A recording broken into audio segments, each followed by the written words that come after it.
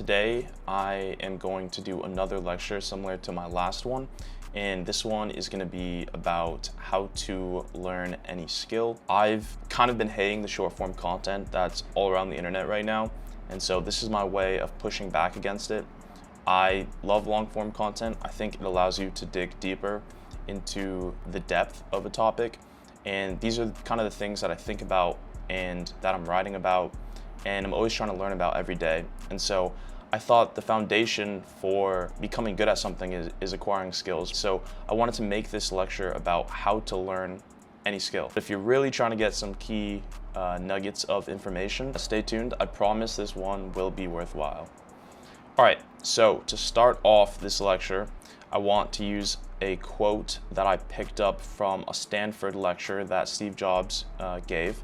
It was actually a speech a year or two before he passed. He says, "Life can be so much broader once you discover one simple fact, and that is that everything around you that you call life was made up by people who were no smarter than you." And I love this because I think this is the perfect way to start a lecture about acquiring any skills. And why is that? Well, I believe that everybody is smart. Some people choose to focus on different areas of their life naturally, and that just makes them better at those specific things than others. And that's what kind of makes us unique and interesting as people. I do believe that what you can learn is unlimited. And so if you're watching this video here, or you have a phone in your pocket, you can learn anything that you want to. And that's the crazy part about the time that we live in today. There's always an opportunity to gain new skills and experiences. And as you age, this shouldn't change as long as you're always trying to learn more things. So people will use the argument of intelligence, right? They'll say somebody's more intelligent than another person. And they use intelligence as this threshold to kind of label people by their ability to learn more things. But I mean, look, intelligence definitely exists, but I think everybody's smart in their own unique ways. People may not be able to understand the laws of the universe by writing complex mathematical equations like Einstein, but I bet you there's something that certain people can do really well that Einstein can't do, and that makes them smart in their own way. So just to give you some context, here are some skills that I've developed over the years. And these are just to name like a few: video production, editing, graphic design, 3D animation, writing, web development. And the crazy thing about all of this is that I didn't go to school for any of it. This was all self-taught. This was stuff that I picked up from the internet, or reading, or watching videos, tutorials, listening to other people speak. So if you didn't go to school, I mean, this is great because I'm just telling you right now, you don't need it, right? You can learn anything you want to on your own. And I'm going to show you how to do this. Now, these are some of the things that I've learned, okay? Am I the best on the planet at these things? No, I'm not, okay? Let's be realistic, right? I can think from a confidence standpoint, right, that I am good, and that's good for me moving forward, right? But let's be realistic.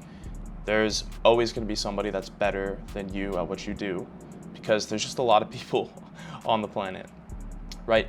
However, I'm good enough to get paid to do these specific skills. So that makes me better than most people, okay? That means that I've reached a level of proficiency that I can convince somebody to give me money in exchange for performing these services. So even if I am 1% of the world by acquiring these skills, I'm still just one of 70 million people that has achieved above average competency in these fields. And I only say that because there are a bunch of other people that probably do what you do, but you can still become good at it. There's really nothing stopping you. So I've acquired these skills. How did I do it? I came up with this framework that I'm gonna talk to you about. And if you follow this, you're gonna be able to learn any skill that you can imagine. So I'm just gonna go ahead and break it down for you. Let's start with the first part, and this is setting a baseline. So everybody starts somewhere. Make sure you do a little bit of homework before you just dive in head first into trying to learn something new, because you might start trying to do something and you might get stuck and then you might quit, and then that's just not fun, right? So you just want to have a little bit of an understanding of what you're getting yourself into. Best way to do that is to research the pioneers in your space. So not just the industry leaders, but people who are doing what you want to do at a high level already. or people who have even mastered the skill that you want, because there's a lot you can learn from them. They've already done it. Easiest things you can do: use Google, right? Search up leaders in your space. For example, if I want to be an actor and there's a few movies that I really like, so like The Matrix, for example, or like John Wick, right? I'll look up Keanu Reeves. I'll learn a little bit more about him.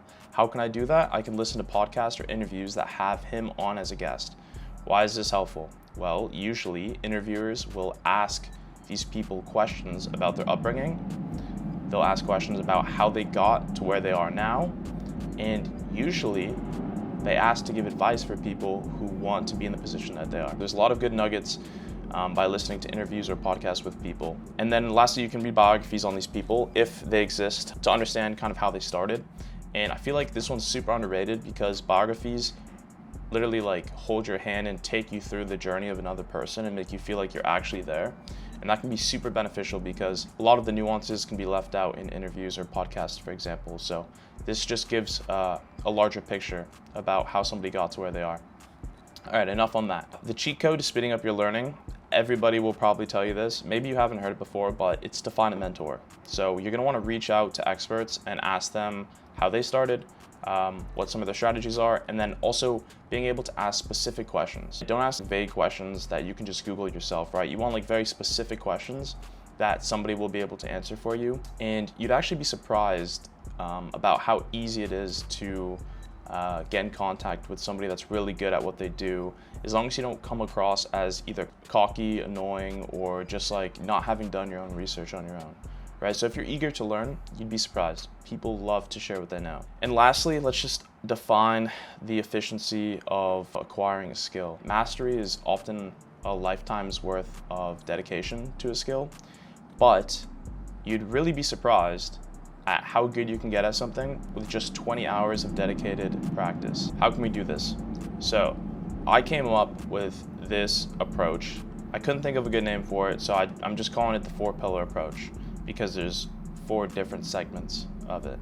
So the 4-pillar approach, what is this? Fundamentals, technical, projects, and niche. Okay, let me explain what each of these are. All right, we're gonna start from the bottom and we're gonna work our way up. In order for this not to sound vague or less detailed, I'm gonna frame all of these pillars from the lens of learning one specific skill. And the skill that I'm gonna frame this lecture under is learning 3D animation, because it's fresh in my mind. It's something I've been doing a lot. And so I guess the ideas of how to apply this to learning this skill are fresh in my brain. Okay, but just know that you can apply this to any skill that you're trying to learn. All the questions that I ask can be tweaked slightly to reflect the learning of any other skill that you want, okay? So the first is the fundamentals.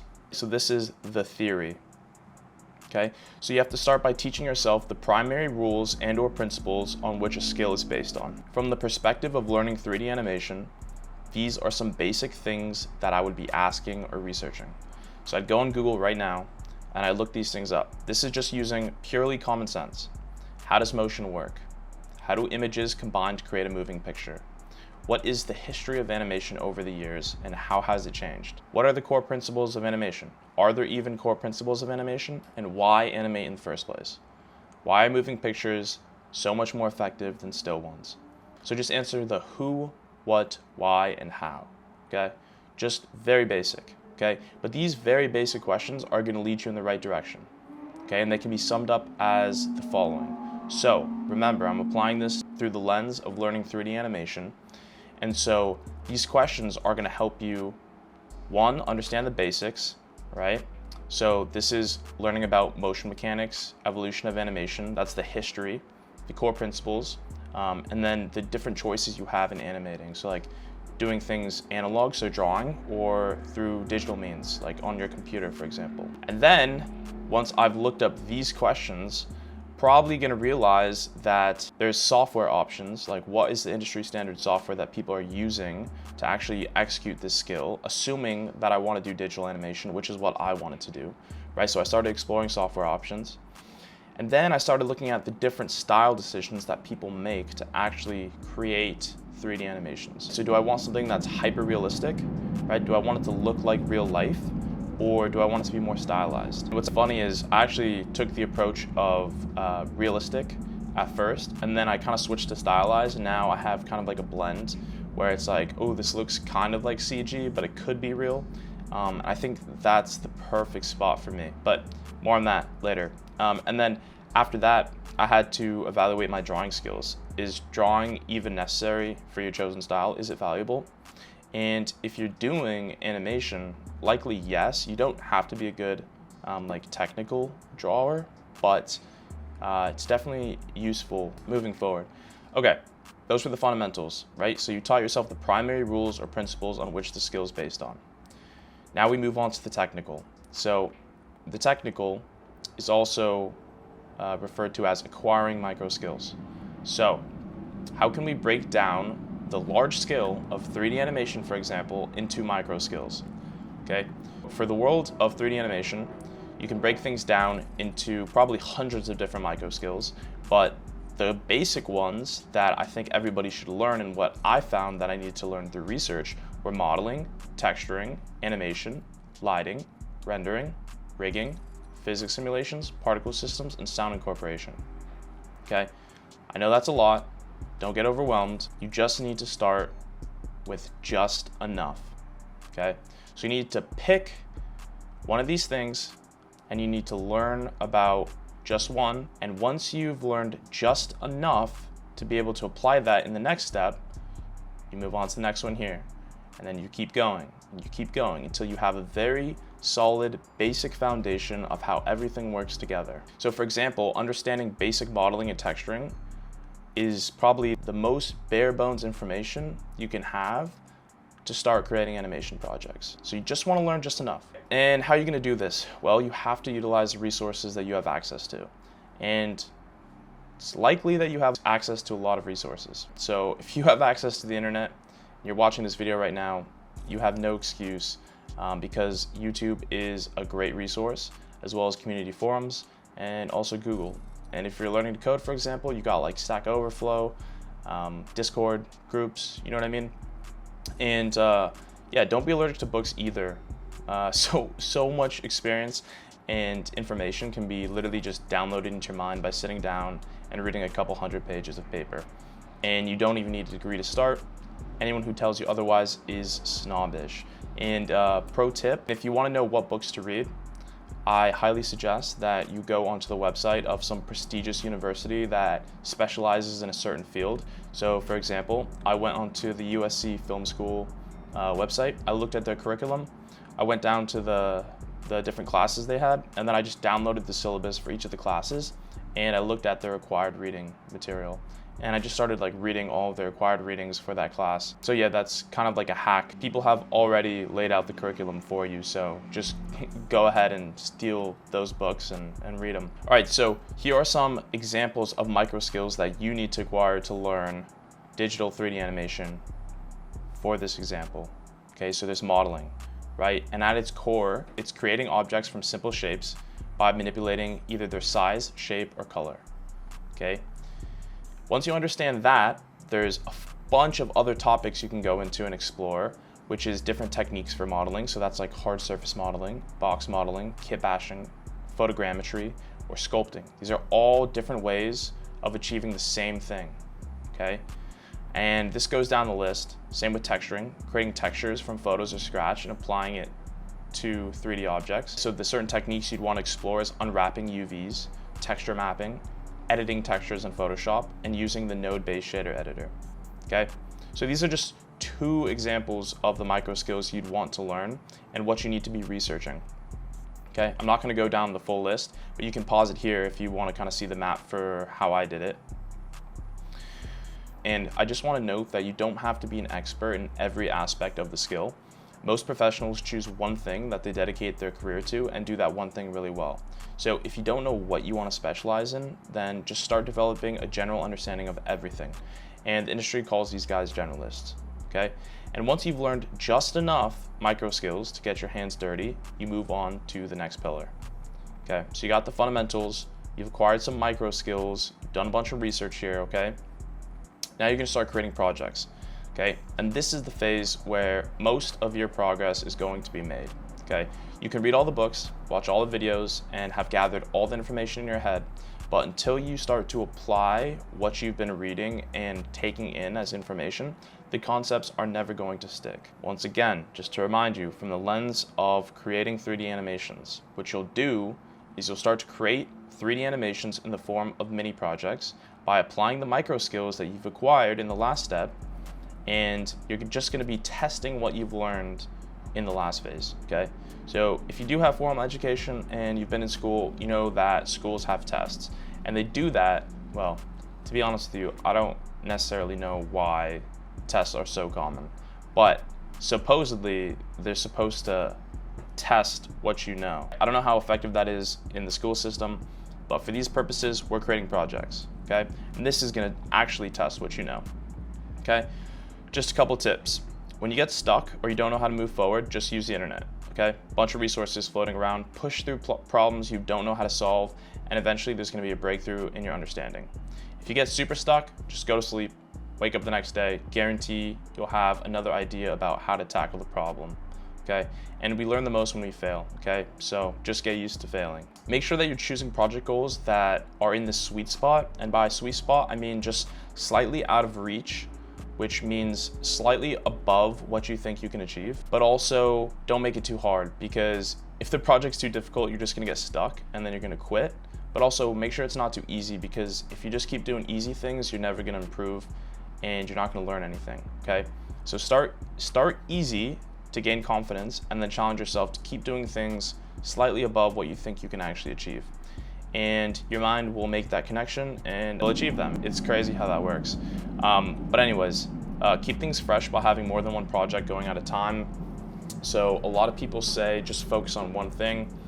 I don't know, I have like 5 or 6 projects running at one time, and I kind of slowly chip away at them, and sometimes I get inspired to do a lot of work on one project. And so I'll just kind of like go at that one for a couple days until I finish. But oftentimes, like, I'll jump around, and that's completely fine. You just don't want to get bored. It's like trying to read a book that you find is boring. It's like, why would you force yourself to read that book? Just literally move on to the next one. There's so many different ones on that topic, right?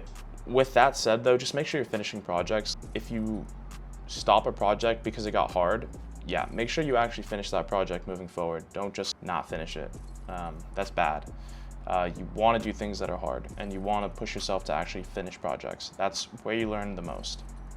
Okay, so let's give some examples here. So here's an example of a 3D project that I created while applying the micro skills of lighting, texturing, and animation. Okay, so this was relatively early on in my 3D journey, and I made this, so I'll just let it play. And you'll notice that the environment is just simple. It's just a flat plane. The animation is just a looping running cycle, and all the characters have the same animation. It's nothing advanced here. But I used lighting to cast shadows of the men onto the floor with a reflective texture on the ground to make it look like the characters are running on ice. Wow, look at that. I'm playing with lighting, texturing, and also animating characters, okay? That's 3 of the micro skills that I had read about and I wanted to test my knowledge on. And I didn't know much about modeling or physics simulations, maybe some important things that would have helped me make the scene look more dynamic, but that didn't stop me from creating something, right? I knew just enough to make something, and I learned a lot from applying the few micro skills I had already acquired up until that point. And depending on how serious you are about learning a skill, try to learn at least one thing new every day. And as you learn the tools necessary to perform at your best, your process is just gonna naturally be refined, and you're gonna become much faster at doing the thing. All right, so done the fundamentals, you've acquired some micro skills, done a bunch of research, watched a bunch of videos, you're starting to create these projects to test what you know, and whatever you realize you didn't know that well, you go back and you fill in the gaps here, and then you keep chipping away at the project until you complete it. And once you got a few projects under your belt and you feel like you've achieved a level of proficiency, you're probably looking to make your mark in some way. So I'm making this more so towards artists, but I mean, this really does apply for any field. People usually want to find a way to like stand out or do something differently. I mean, at least I do. So begin searching for ways to tap into your genuine curiosities. Okay, and to do this, you're going to use your personal experiences and the external influences around you to structure your learning moving forward. So what you're gonna do is you're gonna focus on exploring what interests you. And in practice, you don't wanna focus all of your time on, for example, animating characters if you're just interested in creating realistic game environments, right? It's okay to have a base level understanding of how to animate characters, but if you really just want to make realistic game environments, for example, just create a bunch of game environments. It's literally as simple as that. So make sure you're exploring your unique interests with intention. So let me give you an example here. So during the niche pillar, the top pillar here of my journey, when I was learning how to leave a mark on the world and I wanted to explore my genuine interests, I created this piece here. I'll just let that play, I guess. I've always been a fan of the Studio Ghibli animation style. I love the pastel colors, the subtle glow, the serene environments, and so I set out to create a project inspired by this style. Okay, and to do this, I downloaded still frames from the works of Studio Ghibli as reference for this animation of a train crossing this open field. And there were no specific tutorials for how to create a train crossing a field in the style of Studio Ghibli, obviously, but there were tutorials on the micro skills needed to achieve this. So example, I learned about hard surface modeling. I watched a YouTube tutorial on how to model a train. Then I modeled the train. I watched a YouTube tutorial on how to create ropes. And this is how I leveraged what I've learned about creating slopes to create the power lines in the scene. And then I modeled some windmills, and then I found this online PDF about circular motion to animate the spinning of the blades. And I was actually able to calculate how fast the blades need to spin per second for the effect to look realistic or on par with actual windmills. And then I also drew from my personal experience with video editing to color the scene with a soft glow, vibrant colors, and low contrast. All this means is that I didn't know how to make this animation when I started, but I had the tools and knowledge available to make it happen. So I leaned on the micro skills I had already acquired in the past and the experience from creating other projects to create this animation. And then I used resources online to fill in the gaps in my knowledge. Okay, so eventually you're gonna get to this level of proficiency where you will know just enough to make your next project, and then it becomes a matter of taking your skills to the next level and constantly pushing yourself to improve.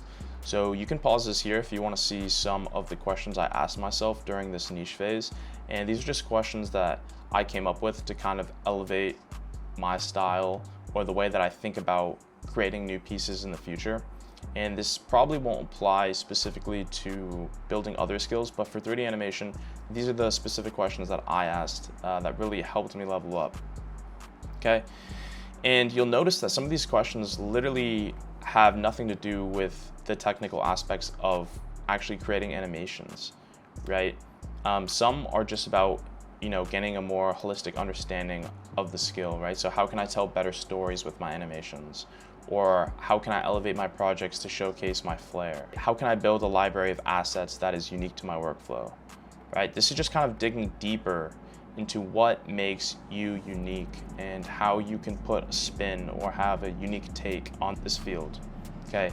And so the key here with the niche phase is to tap into your genuine curiosities and start tailoring your projects towards things that interest you and allowing you to gain more micro skills along the way. So you're just gonna do what's interesting to you and always try to learn something new with each project. Okay, that's how I can sum that up. And the last phase is literally just repeating the learning cycle. You just gotta keep creating, fail, learn from your mistakes, get better, and the joy is in the process. So don't forget that, okay? Just to recap, if you want to learn any skill, you just got to do these 3 things. Set a baseline, identify what you already know about the skill, forget that, and then establish clear, realistic goals for what you want to achieve. Assess your current skill level and the resources that you have access to. Then you're going to start incorporating the 4-pillar approach that I talked about, right? And 4 pillars is fundamentals, technical, projects, and niche, which actually just mean the theory, acquiring micro skills, applying micro skills, and exploring your unique interests. Okay, once you've done that, you just repeat the learning cycle. You review what you've learned regularly, you adjust your approach or your focus to either fill in your weaknesses or double down on your strengths. Okay, and you're gonna make sure that you're continuously challenging yourself with slightly harder tasks or projects.